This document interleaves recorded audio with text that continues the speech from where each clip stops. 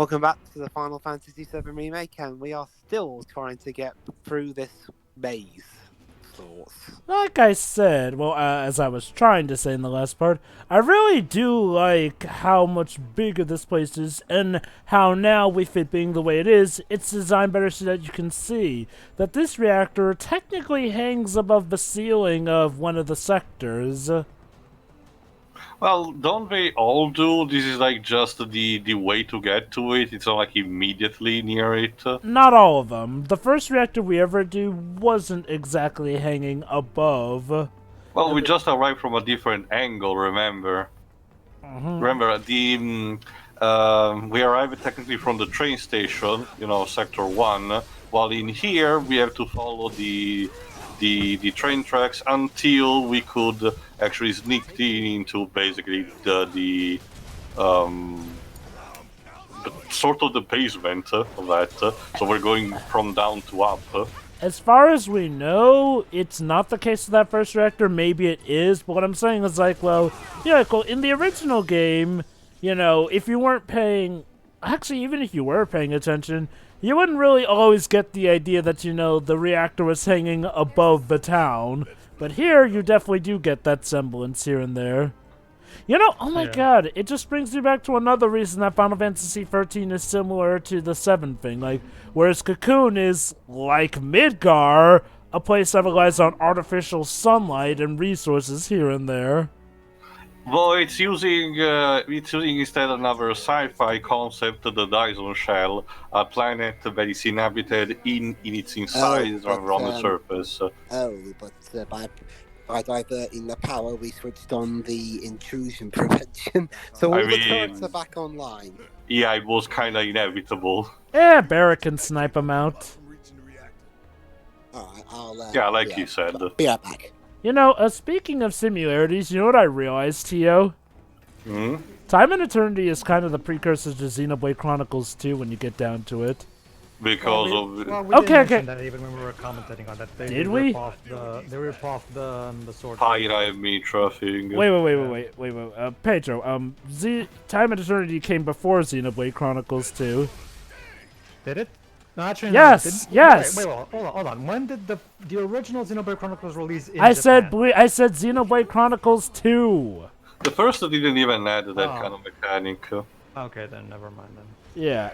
Think about it, though. We have our male protagonist who constantly has to be revived by the female protagonist, an attractive redhead who happens to share the same body with a hot-tempered blonde version of her. And the hottest character is someone else entirely. Figures.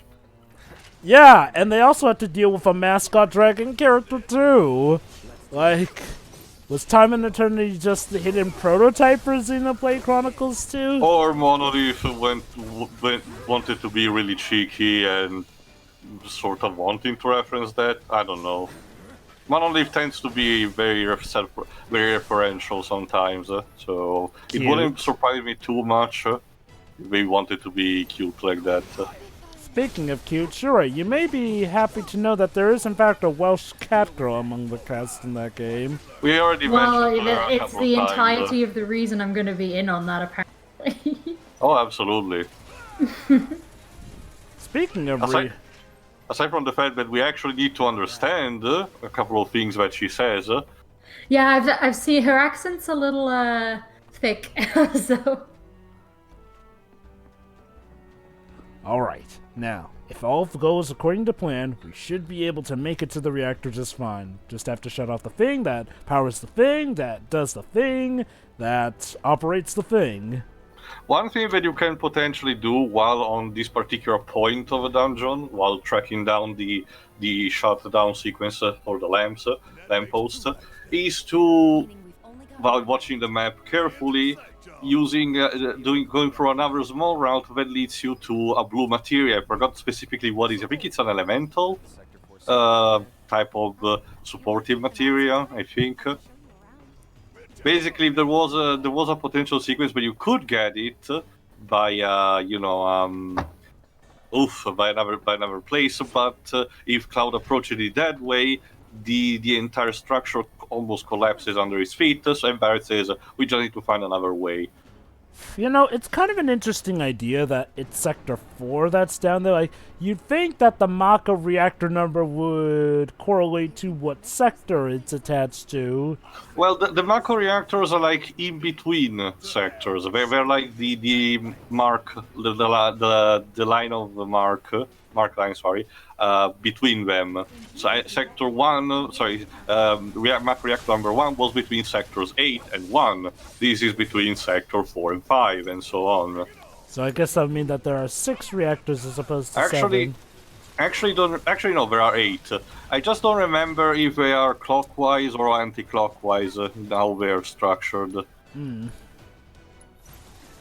Okay, then, so in that case, they have... So in order for there to be 8 reactors, let's see, they'd have to be between that.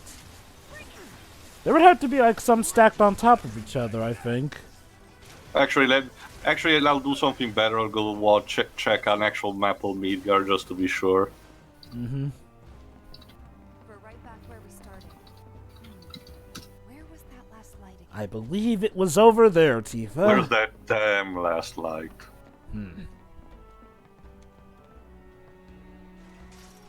1, 2, 3, 4, 6. Almost done. Hold on. We had to wander around so much. Where's that damn fourth light? Yeah, pretty much. Yeah. Checks out. Wait, there is only 4. Yes, we need to shut down the 4th, and There we go. we're up to sector 4. I mean, it's also weird because in Japan the number 4 is constantly referenced as a bad omen, as in it's pronounced the same way as the word death is pronounced. So 1, 2, 3. Well, I mean, everything is going to go to shit even more than it already is, so... Mm-hmm. There we go. Let me give you the link.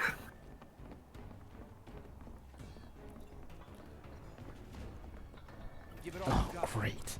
You know, it just figures that we have to do Shinra's pest work for them. Pretty much. There you go, Jova. That's how we are. Counting also the ones that are not active in the image that I posted. 3, 6, plus 2, 8. But you're also correct that they seem to be sort of suspender in midair. Very interesting. So from what I understand, the higher bouts are the suburbs, which we see on the outer ends. The rich people's quarter, while the slums are where literally everyone else hangs around. And in the center, of course, is the Shinra Tower. Which, in itself, there's also stuff out by the name. It's a reference to, I think, a mythological concept from Asian culture, the Shinra Bansho, which basically means divine heaven. Let me check the term correctly. Which also it leads me to a good point where I was foreshadowing one of the earlier parts. One of the big differences that even the original game had. Up until this point, aside from 1 or 2 exceptions, the Final Fantasy series has been sort of, methodical in how it's structured the good guys versus bad guys, at least on a setting concept. Of course, when it evolves with its twists and turns. But ideally, it's the good kingdom versus the evil empire. It's a common thing for fantasy storytelling. Fire Emblem also does that all the time. But in this case... 6 already started changing a bit things up with, of course, the more steampunk, like the setting provided by the Magitech Empire of Gestalt. But it was still having the idea of good kingdom versus evil empire, with Figaro versus, Gestalt, and eventually Kefka takes over and blah blah blah. Here instead, there are no kingdoms, just a bunch of micro city states against just an evil corporation. A evil corporation that sure has power and control, but it's not technically a kingdom or an empire. It's a corporate empire, if you want to, stretch that, and it works. It's just not the conventional way, and yet it still applies to the traditional Final Fantasy formula, surprisingly. It's one of the reasons why people really love 7 the most. 7 was just a game that was brimming with new ideas on how to put a special spin on Final Fantasy, while still staying true to them in a special way here and there. It's not to Well, say that- other Final Fantasy games haven't done that, but 7 did it the most remarkably, arguably. Well, I get the feeling the main reason Sakaguchi decided to have 7 be a big departure is because 6 was pretty much the point where the classic Final Fantasy formula peaked, And and he knew just doing that again would not get the same response. So he had to do something to avoid stagnation. Again, let's not forget, guys, as far as Squaresoft knew at the time, if 7 was not good, they were going to have to close their doors. Pretty much. Again, we were banking on this. Just like with the History first... repeats over and over. Just like with the first Final Fantasy game. Same thing with 15. 15 was also a game that if it bombed, Square would probably been in big trouble as well. If 15 had bombed, or at least the series would. At least the series would. And it comes full circle with this remake, once again fulfilling and also restoring faith in people. I mean, that's not to say that Square weren't doing that themselves up to this point, but the 7 remake, I'd say, is the solidification of a new era where people once again have trust in the Square side of the It may Square certainly Enix. it may certainly help them in these dire times, considering as by the time we're recording this, Square itself has put up the numbers between digital sales and actual physical one. In the first couple of days, they already sold 3.5 million copies. Sorry, for a temporary, mind you, system exclusive for the time being. Technically speaking, 15 had a quote-unquote higher launch with 5 millions, but it was also multi-plat. It was also on Xbox One. Not that I think. PC. Well, the PC version arrived later. Well, I'm talking about strictly launch day. Not only that, Alright, so, not only... Hold on, how hold much of on. my own antics have I missed? Not much. Not only that, Tio, but also 15 didn't sell as much, in the first 3 days as the 7 remake did. So if we compare the two, the 7 remake is selling at a better rate here. I'm gonna check the article as well. I thought it was 3 million for the digital specifically. No. Physically and digital is what they're counting. There you go. They did, however, say that quote-unquote digital sales have been exceptional. So apparently the digital That version makes sense. Unfortunately, it makes sense, as Dwibs himself also, and even myself had to do it. This would have been a case where I would actually been fine taking a physical copy at launch day, but due to the circumstance, of course, I had to rely on digital, as Dwibs did. In regards... Anyway, I found the meaning in the meantime, just to be quick, Jova. Shinrabansho is the Japanese term that is used to describe the entirety of the universe as a whole, in a very elegant and royal way, essentially. So Shinra naming itself like that is basically ego boosting. Very nice. Also, Tifa, your hair is blowing in the wind a bit solidly again. Maybe her hair is so thick it causes that to happen. No. He loves you, really. Alright then, guys, down we go. Just be ready for anything, even if it's a flying pig with wings. Well, I already got it. Actually, you missed the one behind the fan. Well, Dwibs didn't even notice in the first place, so fortunately we had to leave one of the summons behind the Chocobo. Oh! Well, I've already got a Chocobo chick anyway. That's not that Dwibs. That's like saying I got a Tiger Electronics instead of an NES. It's the same species. Yeah, except one's just infinitely more powerful than the other. I've got Ifrit. It's fine. Please, Ifrit's like the training wheels of summons, Dwibs. You guys are just saying that just because I missed one. No. Okay. I am serious though. Ifrit is pretty much like the training wheels of Oh, summons. it's really the first one you get. In the original Chocomog was the first you got. There you go. There you go, Joe. I found the article. It talks about just the achievement, so it doesn't really potentially reflect entirely the sales, but it does say that the first day alone of 15 had 5 million, technically making it the fastest selling title in the entire series. Mm-hmm. I can see why. I mean, keep in mind, that means it sold more than... As Pedro and me can actually attest, at least for back in 2016, there was genuine hype behind the entire marketing run as soon as the revival went on. You're talking about for the 7 remake, right? No, also 15. I'm talking about White Cell is for 5 minutes at yeah, launch. Cloud's running out of health. Fortunately, Bong bong. I haven't got any ATP either. Okay, but fortunately, you don't. The game doesn't end if Cloud gets knocked down. Nah, that would be stupid gameplay. Exactly. Ah, It's like, 13. Well, then again, the Persona series does that too, doesn't Oh, it? well, yeah, that doesn't make it good. Well, yeah, I'm just saying. I mean, even good games can do that kind of thing. I know, I it's mean, just, 13's a bit it more doesn't- relevant to the topic since, Final Fantasy. I mean, it doesn't automatically make it a bad game just because of that. Oh, Dwibs. That is one of many Nobody reasons said yeah, nobody said What? that, Dwibs. Well, I have seen stuff before, not necessarily video games. Some people, depending on what it is, sometimes one thing that isn't very good can taint the whole experience for some people. It depends on what the thing is. If it's just something like, I don't know, a bit of the scene wasn't acted very well, like, I mean, yeah, it'd be a bit of a bummer. It wouldn't rule the whole thing. Jesus, Spirit. Anyway, now Tifa's got her greatest ally. A chocobo the chick. Also, it ultimately depends on, unfortunately, how a scene, or our gameplay mechanic in this case, contextualizes the entire game, I suppose. That reminds me too. Yeah. Using my save wizard, I gave myself an all material code an all master material code, just for the purpose of sparing myself the grinding of all the materia because it takes a long time. And guess what? The code also gives me the DLC materials. So I can. So if you want me to unlock those without you having to pay, just tell me. I can instantly just do that.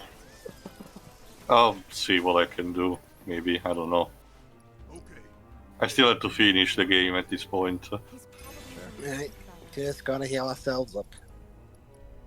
Especially Barrett, because he took quite a beating. Yeah, Luckily, I've gunfire got will plenty do of that. potions and high potions to go around. Let's see, potion to you, high potion to you. And, You get a for potion. Barrett. You get a potion. Kind of wish this game had a What? like what. I kind of wish this game has like a auto recover like Persona 5 has. Where all you gotta do is press a button, and while it does use up some of your inventory, it heals them up automatically without you having to go to the menu all the time and pick each individual potion that you have to heal them up all the way. This is more akin to how Final Fantasy XII handled the healing in general. It's more convenient for an auto recover. I wonder. Boxes. Don't worry, Cloud. I'm sure your mum's ashes will be in this one. Okay, maybe not. I was just checking even- that box to see if not there even was a some Moogle supplies medal. inside. Alas. No, and then unfortunately he hasn't found his mum's ashes either because that prick Sephiroth couldn't even be bothered to gather the ashes. And you missed a treasure chest. It's a treasure chest. I found these boxes. Hey, I got a Moogle medal. There you go.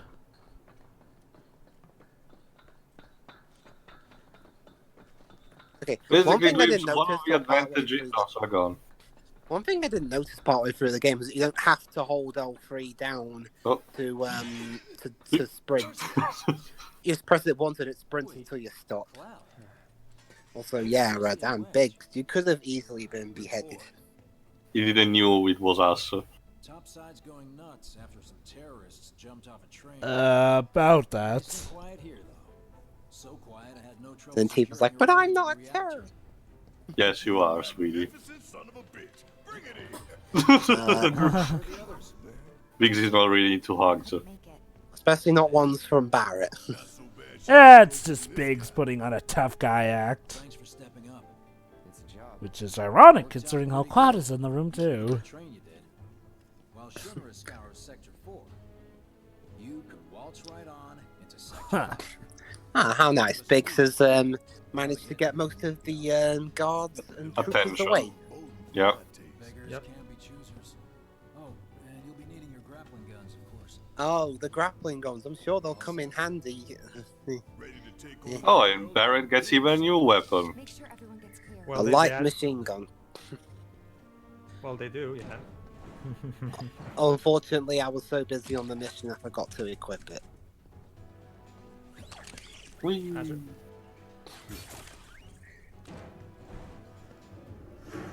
Besides, I think the gun Barrett has right now for this mission is fine. Well, you're talking about the grappling guns? No, the grappling No, guns are the- not... No, No. the machine gun. The actual Barrett's weapon right now, because Biggs also gave you a new one too. Yeah, but I forgot to equip it. Oh, I forgot which ability specifically brings it. I think Imagine it's trying to- the- I think it's if it's the HP share. Imagine trying to explain that in universe. Barrett, why didn't you use your light machine gun? I forgot it. You what?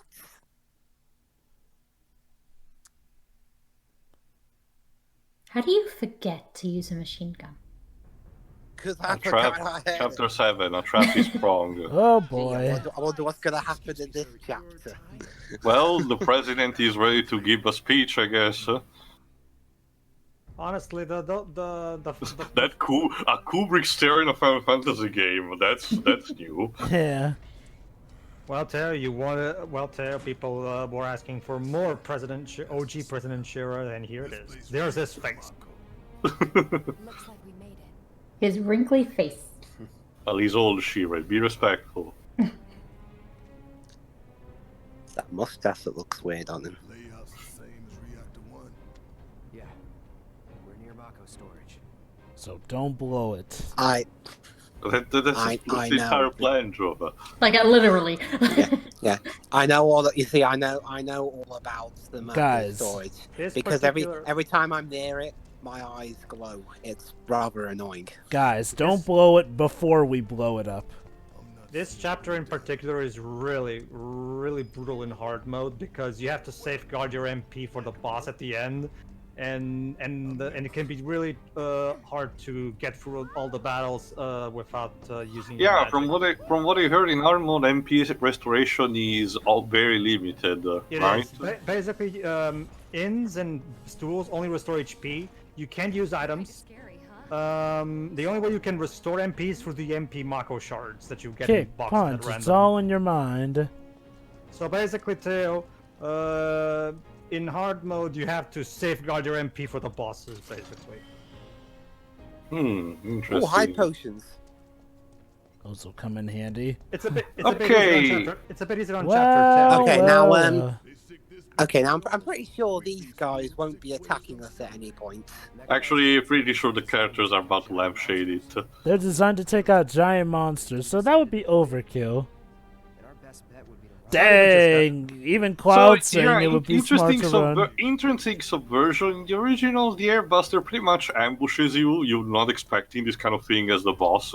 Here, it's narratively and literally built before you.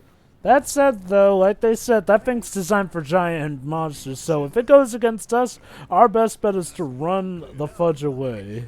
If only there was a way to sabotage it. Oh snap, speaking of sabotage, we're under attack, guys!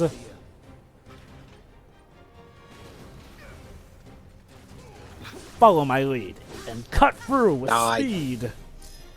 Or do that. Gotta speed the kid. Gotta Who speed needs spe- slash and who- thank you dash. Yeah, who needs speed? That probably should have, if any of those Sonic clones from the 90s had used that as their slogan, who needs speed, it might have had a bit of a chance. Like It sounds like a thing Bubsy would have said, honestly. Yeah. People Keyword talk about being Bumsy a- when. Sorry, go ahead, please finish. Keyword being a bit. Yes, Pedro? Yeah, whatever. People talk about Bubsy way too much. How about Acro the Bat? Awesome Possum is where it's at. Oh, yeah, I The remember. hell is that? You've Don't- never oh, seen oh. Awesome Possum? No. Oh, yeah, don't you? Oh, yeah, I love the. I've always loved that bit where you have to answer questions at the end of every level. Never heard of that. But yeah, like Dwibs said, there's also Acro the Bat. A lot of Sonic clones. Well, here's the thing. When it comes to the cartoony mascot wannabes, there were a lot of casualties in the wars. Pretty much. I think one of the reasons Rayman managed to make it out of that unscathed is because he came out long after those mascot attempts died out. And I argue had something different enough to make it cool. Basically, Shiro, you know how after in the late 90s Pokemon popularity exploded and there were shit ton of Pokemon clones like Monster Rancher and shit like that? Well, that was the same case with Sonic back when Sonic was at the peak of its popularity. I've just never heard of that particular one. Yeah, I would not blame you. Not many people have. That's kind of what happened, Shiro. Many of these mascots didn't manage to catch up with the audience they wanted, to invite, and faded into obscurity. Let's Their be companies honest. either doing something else or going bankrupt entirely. Let's be honest. There are 3 main reasons why people remember Bubsy, and none of those reasons have to do with the franchise actually being good. 1, the games were bad. 2, they released 6 games in about less than Like, I think 1 or 2 years tops. Yeah. Think about it, Mako. Within the 90s, they released 6 games, stacked upon each other. That. Honestly, Go ahead, finish. But. Are you counting the No. Are you counting the Game Boy versions of one of them? Yes, but believe it or not, Dwibs, this was before Bubsy 3D was even a thing. And that's the third reason why people remember Bubsy 3D. Bubsy was one of the few mascots to actually make it to the era of 3D platforming. Honestly, I've always regarded it as mostly because of internet mockery, like a lot of YouTube reviewers making fun of it, and it became kind of the cool thing to make fun of on the internet. Pedro, like I said, the games were that's reason number 1, the games were bad. Shit. But let's be quite honest though, if he did not make it to the 3D platform with Bubsy 3D, I think even, the whole mockery thing wouldn't have lasted that long. 4 games in 3 years. Well, yeah, 3 years. So here's the thing about Bubsy 3D. As far as the people making that game knew, they were essentially making the first ever 3D platformer. This was before they knew about the likes of Crash Bandicoot or Mario 64. So, when those games got revealed, not only that, but revealed to be coming out before Bubsy 3D came out, it's pretty much the equivalent of, well, okay, say you think you're the first ever one to make Alfredo. But then it turns out that Italy and Portugal have created pasta bowls, and oh crap, they're doing what we're doing, but so much better. What's Alfredo? Also, You don't know what Alfredo is? Is that Alfredo and the Fettic from Action 52? Alfredo is like a special white pasta that makes pasta extra great. Anyway, one thing that always weirded. I thought it was an ice cream. One thing that always, Oh my God. one thing that always weirded, one thing that always confused me about Bubsy 3D was the odd gap in release dates. Bubsy 3D came out in North America in November 1996. Europe didn't get it until August of 97. I guess the main target was still the American audience, I suppose. But August 97, Crash 2 was about to come out. Never mind Crash 1. Wow, so Bubsy got beat twice by Crash. Well, again, yeah, it wasn't out yet, but it was going to be out. Yeah, and it also doesn't make a lot of sense considering Crash had been a huge hit in Europe as well. So Bubsy was literally trying to bash a wall by banging its head on it. How big was the team that made Bubsy? Because back in the 90s, Accolade wasn't really. It was mildly famous, but but Bubsy was supposed to be the brand they wanted to use to establish to be their own Mario, to be their major mascot on which to build upon. Here's the Because at thing. least in Japan, during the 90s, the Sonic series was having free games here for the early years also. So I'm just wondering about the team size. Here's the thing, Shiroi. They had a relatively small team. The reason they were able to pump out so many games was because they hired other teams to make other Bubsy games. Oh, the Cloud. Cloud, I know Bubsy was bad, but you gotta focus. I don't think people with PTSD can control when it hits. I remember Tifa was in this awesome cowgirl outfit. Oh, right, and her father had died. Yeah, stabbed by a fucking Wait, long-ass katana. that was her dad? Yes. In the original game, she actually mentioned it by dialogue. Hey, look at that. The Masamune, custom made actually. Let's see how long it is. Is it as long as it was in the original, or is it long?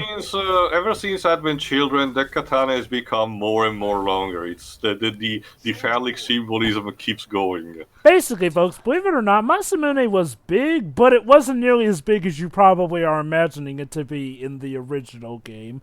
It was very long, but it was like a bit longer than Cloud's Buster Sword. As of Advent Children in Kingdom Hearts, though, they made it practically a 3-yardstick. Pretty much. It compensates. I'll mention it later. Yeah, this time we need to remotely detonate it. Huh. How convenient when you just switch it to remote as soon as Barrett pointed at it. Barrett has magic, apparently. Well, yeah. Well, actually, yes, he does, Shiroi, because he has magic materia in his gun and armor. I guess, yeah. I'm pretty sure the Cetra did not use the magic that allows you to switch, the display of a bomb at will. guys, I don't know why, but this feels a little too easy. Oh, it's about to get be even fine. better. Well, snap. That's it's just a prank, bro. Yeah, sorry, you can't have the ladder. Is someone watching us? Well, We're in a Tifa, high-security didn't you get the facility. memo? Didn't you get the memo, Tifa? Cloud mentioned to you like the 1 or 2 parts ago that Shion was spying on you. There's ID game. All according to plan. As architect of our populous engagement campaign, I, Heidegger, Notice the salute. the chief warmonger. You should be flattered. The chief warmonger. Interestingly. Oh, things being broadcast nationwide, well, at least citywide. Oh crap, I didn't even comb my hair for this. Unfortunately, no one was watching to This the news that day because we were too busy catching reruns of Stop the Dog. This guy reminds me, for some reason, of the main police android character from Detroit. Connor? Yeah. It's funny because later on a character is gonna have the coin fling between its hand joke that Connor had. Well, that coin thing has been a thing in a long time. I know, but it's almost identical to how Connor does it. Well, To a people beset by chaos and uncertainty, we will offer the finest. Oh, kind of you. only the best for them, of And course. since Heidegger is an idiot, he proclaimly boasts the fact that they're gonna use the airbuster on them. But it's not quite done yet. Work in progress. Ha!